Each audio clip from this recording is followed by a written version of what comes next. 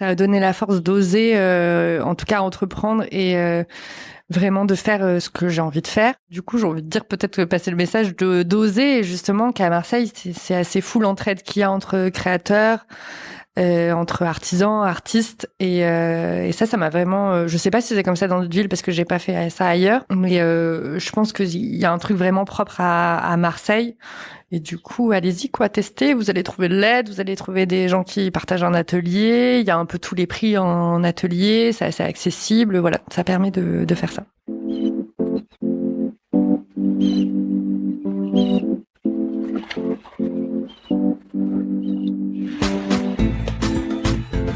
Vous écoutez Marseille Créative, je suis Clémentine Roux, votre hôte.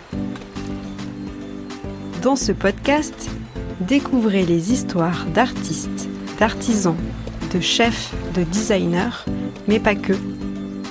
Vous entendrez des personnes engagées, marseillaises d'origine ou d'adoption, connues ou moins connues, qui font bouger Marseille grâce à leurs mains, leurs yeux et leur cœur. Bienvenue dans Marseille Créative, le podcast qui met en lumière les créatives et les créatifs marseillais.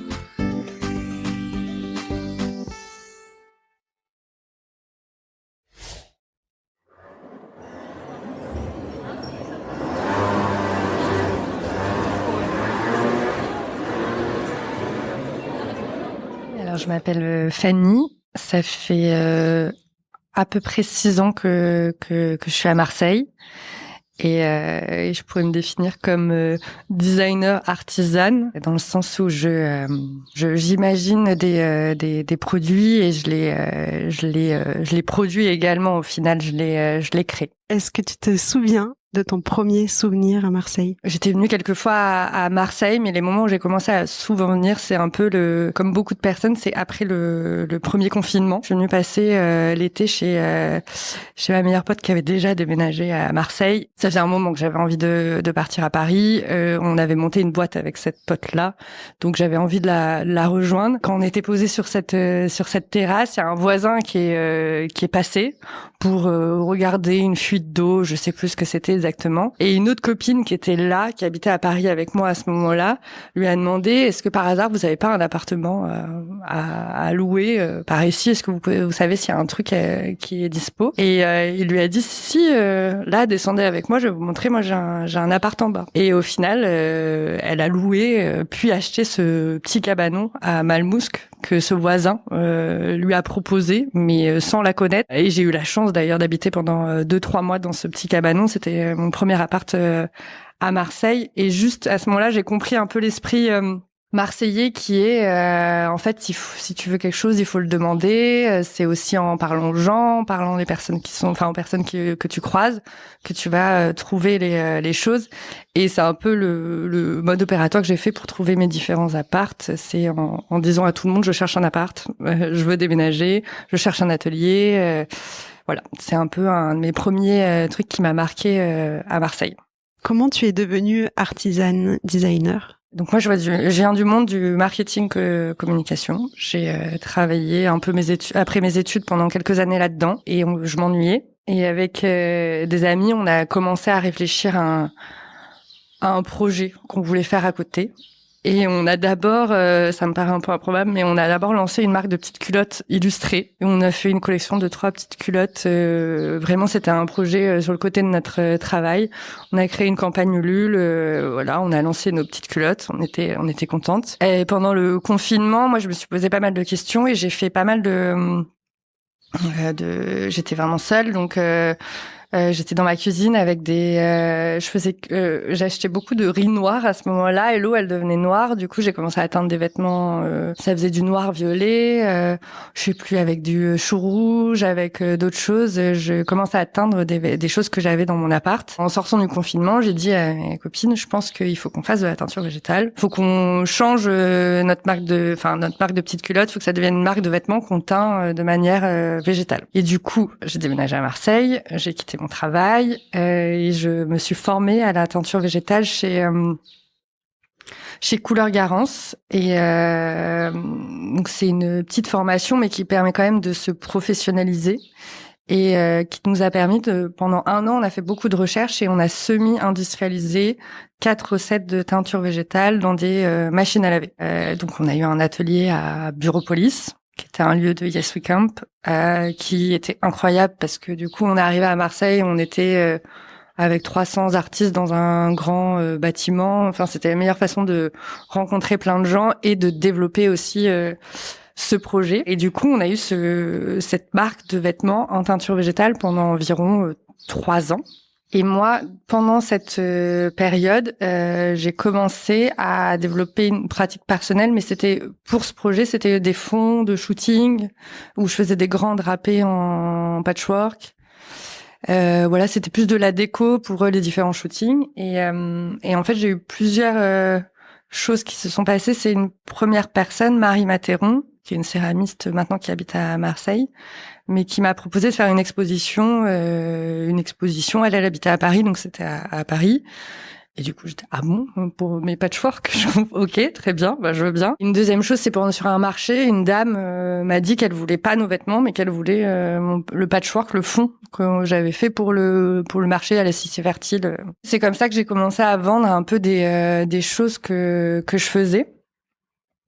Pour différentes raisons, on a fermé Bombo, c'était la marque de vêtements qu'on avait. Raison principale, c'est que c'était très dur quand même d'avoir une marque de mode éco-responsable en teinture végétale. Même si on avait semi-industrialisé des recettes de teinture, et je pense qu'on a vraiment eu un bon concept là-dessus, c'était quand même très dur de retrouver des revendeurs qui acceptaient qu'il y ait des aléas dans la couleur et plein d'autres aléas dans la teinture végétale. Et ouais, c'est ça la raison principale qui a fait que on est un peu arrivé au bout et qu'on a décidé de stopper Au départ, on s'est dit peut-être que c'est une pause. Au final, ça fait 3 ans qu'on a arrêté, donc je pense que c'est pas une pause, c'est vraiment la fin de Bombo. Mais que du coup, j'ai décidé de continuer ces patchwork, ces choses que je faisais à côté. Mais ça s'est fait un peu à l'opportunité, honnêtement. Enfin, l'opportunité qu'on m'a présentée, dans le sens où il y a eu Marie Matéron, cette dame qui m'a acheté un patchwork, d'autres personnes qui m'ont contacté sur Instagram, où je mettais un peu en avant les choses. Et enfin, un café que j'ai pris avec la curatrice de Sessoun, que Marie Védic, que je ne connaissais pas, mais que j'avais contactée, et qui m'a proposé de faire une collaboration sur une lampe avec Sessoun. Du coup, moi, j'ai dit oui tout de suite, sauf que je savais pas faire de lampe. Donc, j'ai appris à faire des abat-jours toute seule. Enfin, en autodidacte, quoi. Donc voilà. Et c'est un peu de ça est né. En fait, c'est cool de fabriquer des objets. J'aime bien apprendre, j'aime bien me former. Voilà, c'est comme ça que je suis devenue artisane en teinture végétale, plus designer dans le sens où j'ai maintenant lancé ma collection de lampes. J'ai des nouveaux modèles qui devraient arriver.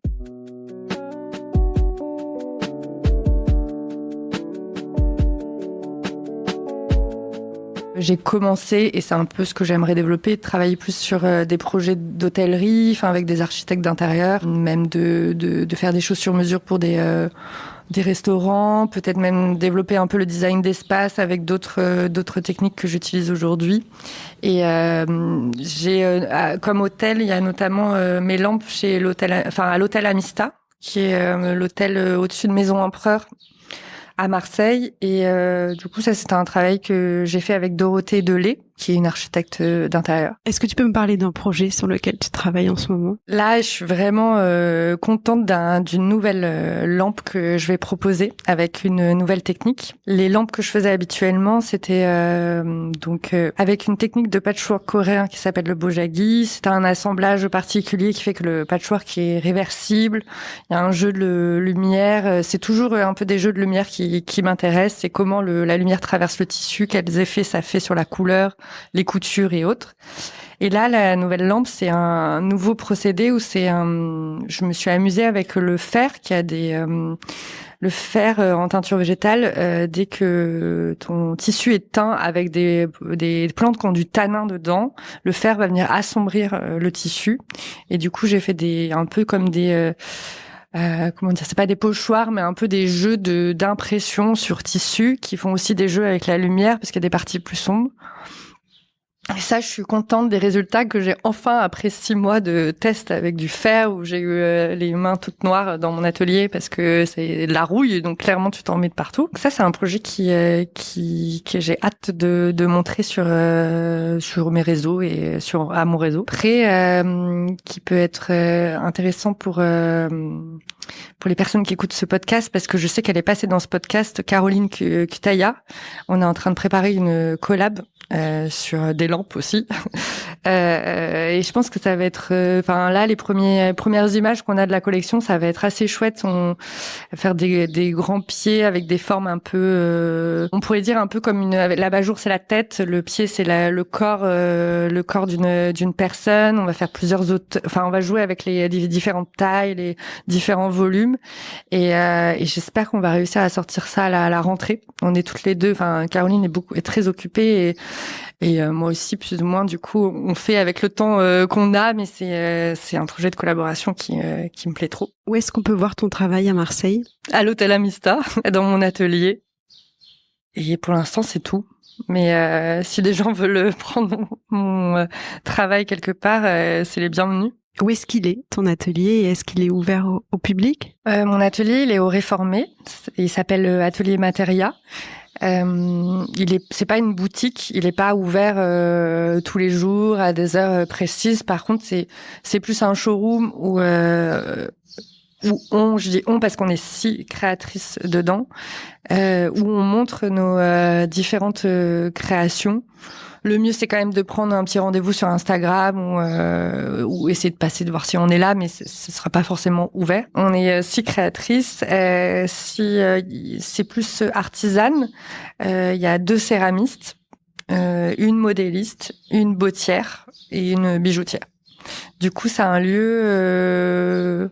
honnêtement, qui est assez beau et surtout qui est assez intéressant pour voir un peu toutes les machines et toutes les choses qu'on utilise. L'établi de bijouterie, c'est quand même assez beau. Les machines de bottière, c'est assez surprenant pour travailler le cuir, une piqueuse cuir. Prenez rendez-vous pour venir nous voir, pour écouter tous les bruits de l'atelier. Moi, je trouve que ce qui est intéressant dans cet atelier, c'est les bruits de marteau, les bruits de la piqueuse plate, le bruit du cuir, même les céramistes qui font aussi, qui manipulent la terre, je trouve ça assez fou. Où est-ce que on peut voir ton travail en ligne? Alors, sur mon site, c'est fannyversas.fr. Mon travail est enfin vendu sur le site internet d'une architecte d'intérieur qui s'appelle Caroline Andreoni. Et ton compte Instagram, comment il s'appelle? _Fanny Versas, ou voilà. Mais si on tape Fanny Versace, c'est comme vous voulez. Moi, je prononce Versas, mais ça se dit aussi Versace. Quel est ton processus créatif? Je crois qu'il va à peu près avec ce que je disais avant. J'ai fonctionné un peu je sais pas si c'est l'opportunité, mais de manière assez organique, où les choses se sont faites. J'ai été inspirée par différentes choses et j'ai la sensation que mon processus créatif est vraiment uniquement à l'intuition. J'ai des idées qui popent dans ma tête. Je mets du temps à essayer de les tester, de les faire. Et c'est vraiment par la matière et par le faire que j'ajuste l'idée que j'ai eue. Je passe pas beaucoup de temps à réfléchir. J'exécute vite et en fait c'est en faisant plein de tests différents que je vais trouver ce qui me plaît à la fin.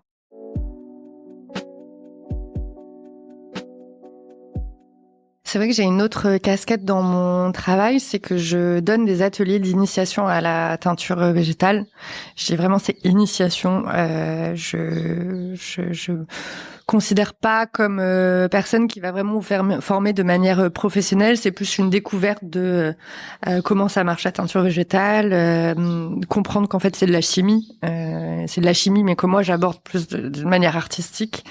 Et surtout essayer de voir comment on peut, comme moi pendant le confinement, quand je me suis amusée avec des choses dans ma cuisine, comment en fait on peut s'amuser à teindre avec des pots d'oignons, des pots d'avocat, des fans de carottes.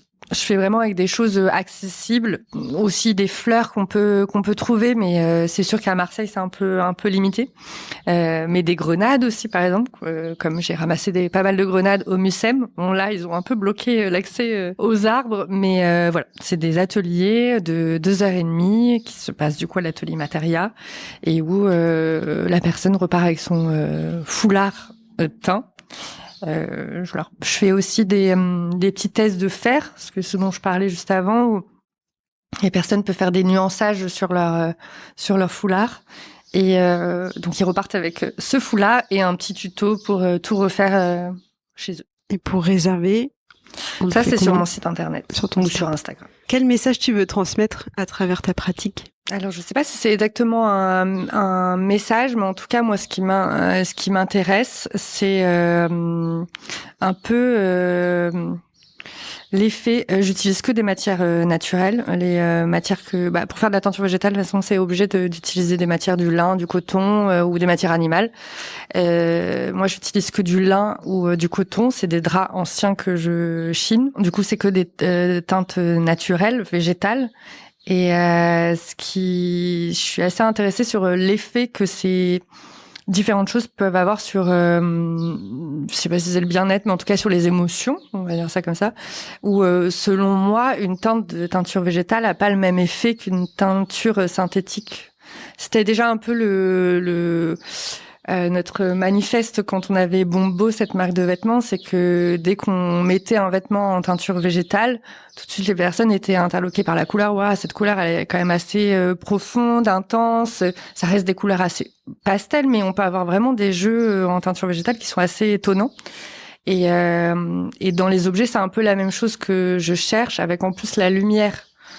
Parce que du coup, j'ai fait des rideaux, j'ai fait des lampes. Et je pense que mes projets dans le futur seront toujours un peu tournés vers ça, sur comment la lumière traverse ces matières naturelles, ces couleurs, et quelle ambiance ça crée dans une pièce, quels effets ça peut donner. Même en termes de toucher, une matière naturelle, quand on la touche, qu'est-ce que ça nous fait ressentir. Voilà, c'est des messages. En tout cas, c'est ce que je recherche dans les objets que je crée, qui créent une ambiance assez particulière.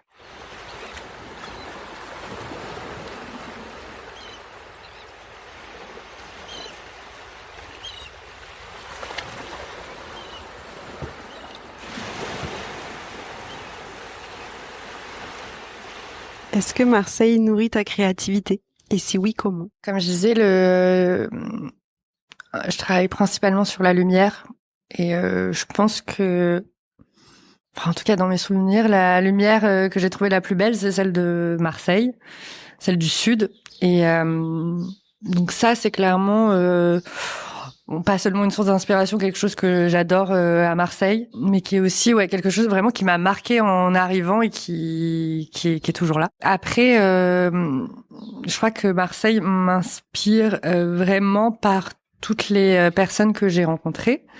Comme je disais, je suis arrivée de mon petit appartement à Paris, mon travail en marketing qui me plaisait pas, et j'ai été un peu propulsée déjà dans un projet entrepreneurial, créatif, dans un atelier partagé avec 300 artistes qui étaient Bureaupolis. C'est vrai que c'était un changement fou, et ça, c'était hyper inspirant. C'est vrai que c'était très triste quand Bureaupolis a été fermé, donc c'est des lieux qui sont mis à disposition par Yes We Camp de manière, comment on dit, ponctuelle, enfin en tout cas pas sur une longue période. Là c'était pendant 1 an et demi, mais c'était fou. Enfin vraiment, notre voisine d'atelier, c'était Marion de Studio Lausier. À ce moment-là, donc on faisait de la mode, on a rencontré pas mal de gens qui faisaient aussi de la mode éco-responsable. J'ai fait partie des personnes qui ont créé le collectif Baga, en tout cas vraiment au début. Aujourd'hui, je suis un peu plus détachée du collectif parce que je fais plus de mode, mais aujourd'hui, ça a donné la Slow Fashion Week, qui est un événement là qui a lieu en juin à Marseille, qui commence à être assez connu. Marion, elle a fondé une école de mode alternative qui elle aussi commence à être assez connue. Et je me rappelle le premier jour où on arrive à Bureaupolis, elle était en train de monter ses meubles Ikea et ses petits bureaux Ikea. Elle avait 5 étudiants et c'était trop bien de voir la naissance de cette école. Il y avait Barbara qui était peintre, Aurel qui faisait des figurines en imprimante 3D. Là, il a fait un jeu d'échecs pour Footlocker avec c'est des personnes que je vois toujours et que tu vois évoluer et c'est des métiers plein de métiers différents. Il y avait Chloé de Digger Club aussi. Je sais pas, il y a des choses improbables qui se sont passées dans ce bâtiment. Je me rappelle qu'un jour avec ma pote Laurine, on est allé faire un tour il y avait des petites caravanes qui étaient posées dans la cour et notamment une caravane où c'était un sauna dedans. Donc on allait faire un sauna dans une caravane et on a rencontré Manon qui est Manon Lefébure qui fait du tufting mais qui est aussi chanteuse. Elle a le projet Mieux le Mort. Du coup c'est devenu une copine, c'est une fille qu'on suit qui fait des concerts maintenant. Le dernier concert c'était à la Vieille Charité. Enfin voilà, c'était une émulsion de créativité. Moi qui venais pas de ce monde, j'ai pas fait une école d'art, juste j'ai découvert un truc énorme et c'était fou.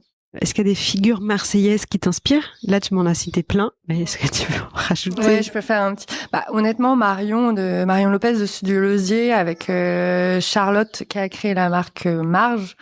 Je trouve que c'est je suis assez admirative de comment elles ont mené leur projet Baga au bout. La Slow Fashion Week, elle donne tout pour cet événement et ce collectif. Et je trouve ça vraiment assez fou. Vraiment, encore une fois, penser à Marion qui monte ses petits bureaux et aujourd'hui, je sais plus combien elle a d'élèves, mais en tout cas, je suis d'ailleurs jury du prochain, de la fin d'année, là, de Studio Lausier. Donc, voilà, ces deux filles, c'est assez fou. Après, j'aime beaucoup le travail de Zineb qui est passé dans ce podcast qui est aussi une amie, mais c'est vrai que je trouve ça très inspirant son travail. Et après je peux pas ne pas citer toutes les filles de mon atelier avec qui on a ce collectif, où on essaye de créer des événements. Il y a Audrey qui a la marque Rebond et qui est bottière pour des grandes maisons de couture. Et c'est vrai que ça aussi c'est je sais pas si j'appelle ça des figures marseillaises, mais en tout cas, c'est des personnes créatives qui ont des métiers. Moi, je n'avais jamais rencontré de bottière avant d'être dans cet atelier, et je trouve ça, je trouve ça trop bien d'être à côté d'une fille qui sait faire, qui fait des sabots, qui travaille aussi pour Chanel à côté, qui fait des chaussures d'une précision assez incroyable. Voilà. Il y a Manon Berriot qui est moitié set designeuse et céramiste. Il y a Anna Babon qui est céramiste et agent d'artiste.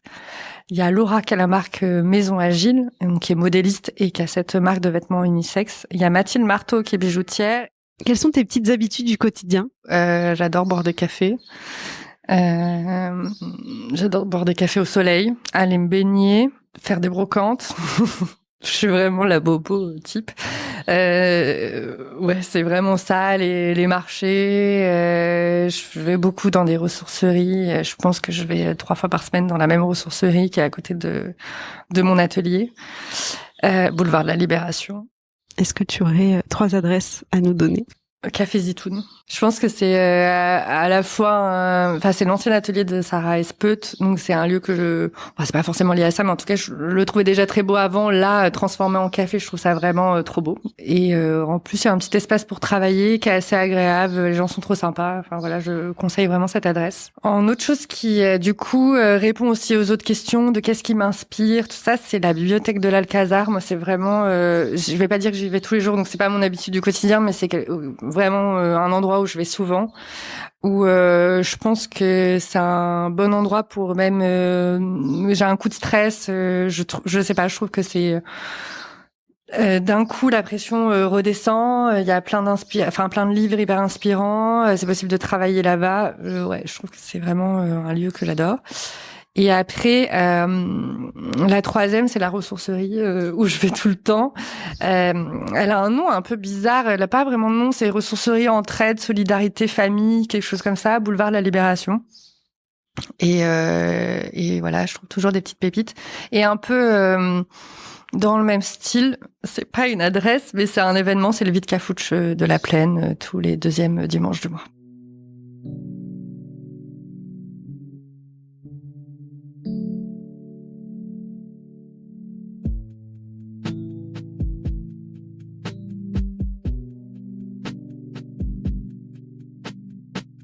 Qu'est-ce qui te rend fière d'habiter à Marseille? Je pense que c'est un peu les gens aussi. Je trouve ça vraiment comme ce truc de demander aux autres est-ce que tu as un appart à louer et que la personne te montre un cabanon en bas et tu vas habiter dans ce cabanon, ou ces filles de bureau de police qu'on rencontre qui ont la force de créer un collectif trop chouette. Moi honnêtement aussi d'avoir créé tout ça, je pense que c'est parce que j'ai déménagé à Marseille et que ça m'a donné un peu le pouvoir de faire ça.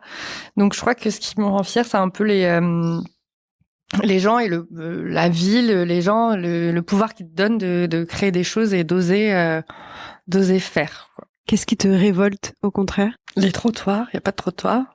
J'habitais dans le 7e avant et c'était un des trucs qui m'énervait le plus. Et bon, pourtant j'ai pas d'enfants, j'ai pas de poussettes, mais je me dis vraiment que d'ailleurs dans le 7e il y a beaucoup de personnes avec des poussettes. Je me demande comment ils font. Les cacas de chiens qui vont sur le trottoir aussi. Il y a un tout petit trottoir, il y a un caca de chien.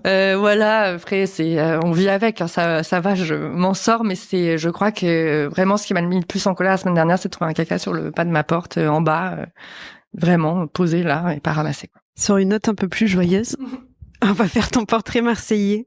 Si tu étais une odeur? Je pense que c'est des odeurs de bouffe. J'habite au-dessus de la boulangerie House of Pain. Je l'ai pas cité comme adresse favorite, mais c'est vraiment très bon. Et tous les matins, je me réveille avec l'odeur des pains au chocolat.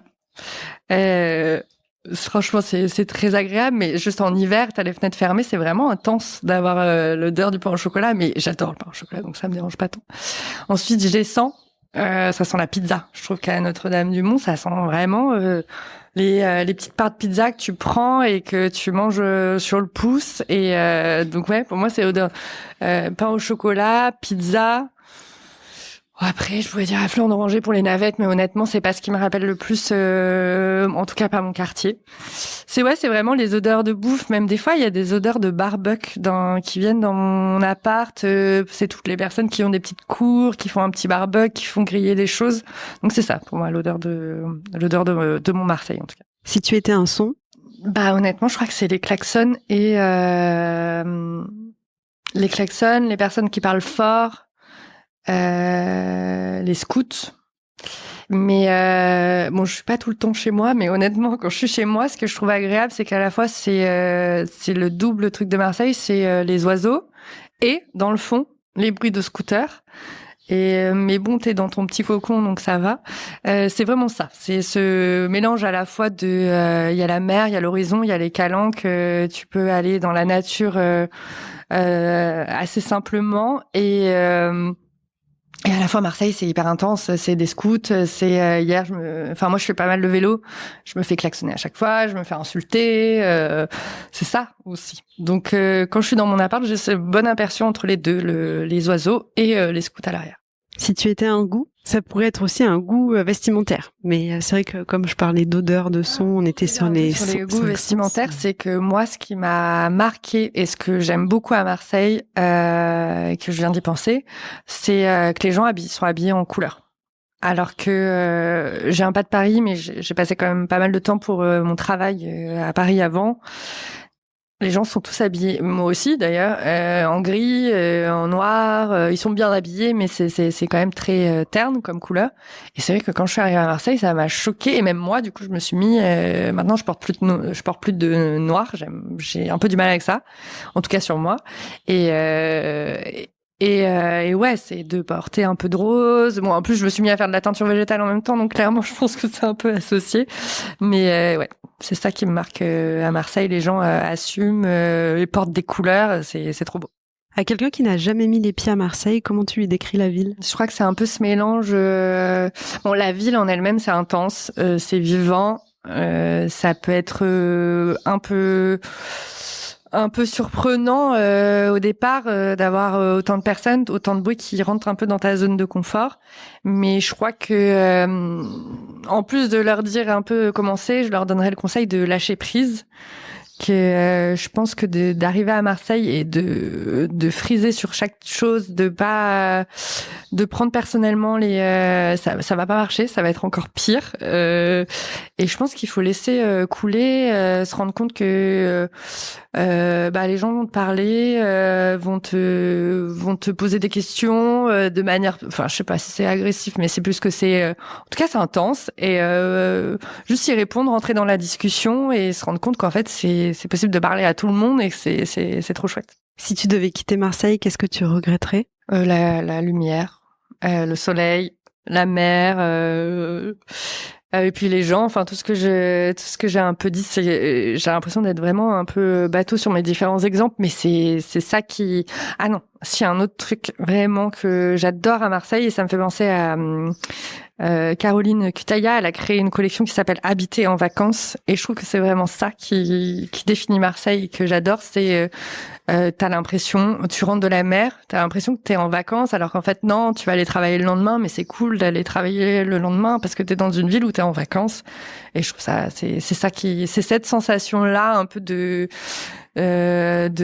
sel sur la peau, même le petit goût de sel, ça aussi c'est un goût de Marseille, le petit goût du sel sur les lèvres. Je sais pas, mes cheveux ils sont beaucoup plus frisés, ondulés ici parce que c'est l'air de la mer.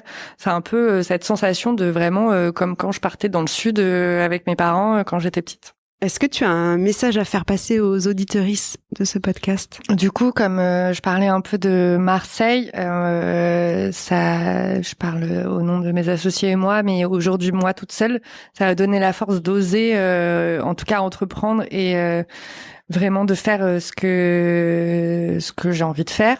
Et du coup, j'ai envie de dire peut-être passer le message d'oser, justement, qu'à Marseille, c'est assez fou l'entraide qu'il y a entre créateurs, entre artisans, artistes, et ça m'a vraiment... je sais pas si c'est comme ça dans d'autres villes parce que j'ai pas fait ça ailleurs, mais je pense qu'il y a un truc vraiment propre à Marseille. Et du coup, allez-y, testez, vous allez trouver de l'aide, vous allez trouver des gens qui partagent un atelier, il y a un peu tous les prix en atelier, c'est assez accessible, voilà, ça permet de faire ça. Et si nous, les auditeuristes de ce podcast, pouvaient t'aider, est-ce que tu aurais besoin d'aide ou voilà, est-ce que il y a quelque chose qu'on pourrait faire? En tant que artisane, designer, enfin créatrice, oui, je crois que c'est de donner de la force en suivant. Bien sûr, c'est d'acheter mes produits, mais j'ai conscience que mes produits sont à un certain prix. C'est aussi pour ça que mon but, c'est de passer aussi de travailler avec des architectes d'intérieur pour juste plus des projets sur mesure, parce que c'est honnêtement pas donné, parce que j'y passe énormément de temps. Du coup, je vais pas dire acheter mes produits. En tout cas, juste regarder ce que je fais, même venir boire un café, discuter. Moi, ça me fait plaisir c'est un des trucs aussi d'ailleurs, oser faire et message à passer aux gens, aller boire des cafés avec des gens pour parler de ce qu'ils font, les rencontrer. C'est trop bien. Enfin, en tout cas, moi, c'est vraiment un truc que je fais avec pas mal d'autres artistes. C'est pas du tout le but, c'est pas forcément de vendre des choses ou de trouver des opportunités, c'est vraiment apprendre des autres. Et du coup, venez boire des cafés avec moi, je le fais avec plaisir.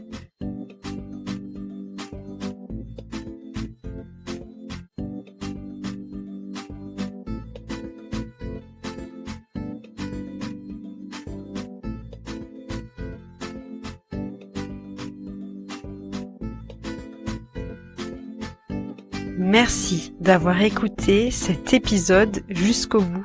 Pour m'aider à le faire connaître, n'hésitez pas à le partager autour de vous et à mettre 5 étoiles sur Spotify et Apple Podcasts.